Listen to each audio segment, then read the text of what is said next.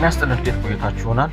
የስኳር ፋብሪካዎች የሀገር ውስጥ የስኳር ፍጆታን በማሟላት ወደ ዓለም አቀፍ ገበያ መግባት እንዳለባቸው ማሳሰቢያ ተሰጠ። በሕዝብ ተወካዮች ምክር ቤት የመንግስት ልማት ድርጅቶች ጉዳዮች ቋሚ ኮሚቴ የኢትዮጵያ ስኳር ኢንዱስትሪ ግሩፕን የ2018 በጀት ዓመት የ6 ወራት የዕቅድ አፈጻጸም ሪፖርት ገምግሟል። በግምገማው ወቅት የኢትዮጵያ ልማት ድርጅቶች ጉዳይ ቋሚ ኮሚቴ ሰብሳቢ አቶ መለሰ መና በሰጡት አስተያየት ከውጭ ሀገር የሚገባው ስኳርን ለማስቀረትና የሀገር ውስጥ ፍጆታን ለመሸፈን የስኳር ፋብሪካዎች በትኩረት ሊሰሩ እንደሚገባ ጠቁመዋል። አቶ መለሰ መና አክለውም የሀገር ውስጥ የስኳር ፍጆታ መሸፈን ብቻ ሳይሆን ኢትዮጵያ ስኳርን ወደ ውጭ ሀገር በመላክ የዓለም ገበያን ሰብራ እንድትገባ የስኳር ፋብሪካዎች አቅለው ሊሰሩ እንደሚገባ ማሳሰቢያ ሰጥተዋል። ከስኳር ፋብሪካዎች የሚወጡትን ተረፈ ምርቶች ጥቅም ላይ ለማዋል ከብሔራዊ አረቄ ፋብሪካና ከሌሎች ባለድርሻ አካላት ጋር በቅንጅት መስራት እንደሚያስፈልግን ሰብሳቢው ጨምሮ አስገንዝበዋል። የኢትዮጵያ ስኳር ኢንዱስትሪ ግሩፕ ዋና ስራ አስፈጻሚ አቶ ወዮ ሮባ በሰጡት ማብራሪያ የስኳር ፋብሪካዎች ስኳር ለማምረት የሚፈጅባቸውን ጊዜ በማሳለጥ ስኳርን በአጭር ጊዜ ለማምረት ጥረት እያደረጉ ቢሆንም በተለይም አዳዲስ የስኳር ፋብሪካዎች ሲገነቡ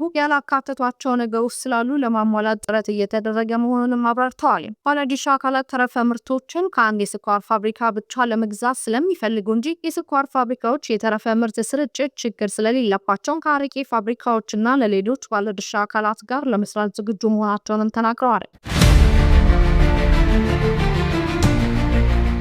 ኢትዮ ቴሌኮም የሰነዶች ማረጋገጫና የውክልና አገልግሎትን መስጠት የሚያስችል ቴሌሳይን የተሰኘ መተግበሪያን ይፋ አደረገ። ኢትዮ ቴሌኮም ከውጭ ጉዳይ ሚኒስቴር ከሰነዶች ማረጋገጫና ምዝገባ አገልግሎት እንዲሁም ከፍትህ ሚኒስቴር ጋር በመተባበር ቴሌሳይን የተሰኘ አዲስ የዲጂታል ሰነዶች ማረጋገጫ የውክልና ስልጣንና የጠበቃ ፍቃድ አገልግሎት መስጠትና ማደስ የሚያስችለውን ቴሌሳይን የተሰኘ ሶሉሽን በይፋ አስጀምሯል። ይህ መተግበሪያ በኢትዮጵያ ውስጥም ሆነ በውጭ ሀገር የሚኖሩ ዜጎች በአካል መገኘት ሳያስፈልጋቸው በበይነ መረብ አገልግሎት እንዲያገኙ የሚያስችል ነው ተብሏል። አሰራሩን በሰው ሰራሽ አስተውሎት የታገዘ የቪዲዮ ማረጋገጫን፣ የዲጂታል መታወቂያና የዲጂታል ፊርማን ያካተተ መሆኑ ተገልጿል። የኢትዮ ቴሌኮም ዋና ስራ አስፈጻሚ ወይዘሪት ፍሬሕይወት ታምሩ በበኩላቸው ቴሌሳይን ለኢትዮጵያ የ2030 ዲጂታል ትራንስፎርሜሽን ስትራቴጂ ትልቅ ስኬት መሆኑን ገልጸው ከ800 በላይ ድርጅቶች እየተጠቀሙበት ባለው የቴሌ ክላውድ ቴክኖሎጂ የታገዘና በውጭ ሀገር የሚኖሩ ዜጎችን ያካተተ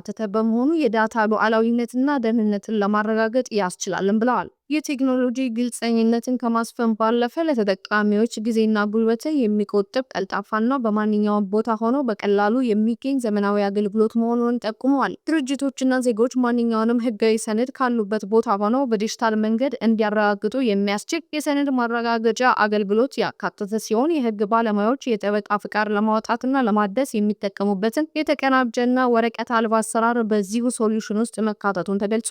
የፍትህ ሚኒስቴር ዴኤታ አቶ በላይ ይሁን ይርጋ አሰራሩ ለጠበቆች ምቹ መሆኑንና ጠበቆች ባሉበት ሆነው ፍቃዳቸውን ማውጣትና ማደስ እንደሚችሉም ተናግረዋል። የሰነዶች ማረጋገጫና ምዝገባ አገልግሎት ዋና ዳይሬክተር አቶ ሐሚድ ክኒሶ ይህ አዲስ ሲስተም ተቋሙ ወረቀትን በማስቀረትና ደንበኞች በአካል መገኘት ሳይጠበቅባቸው አገልግሎት እንዲሰጥ የሚያስችል መሆኑንም ገልጸዋል።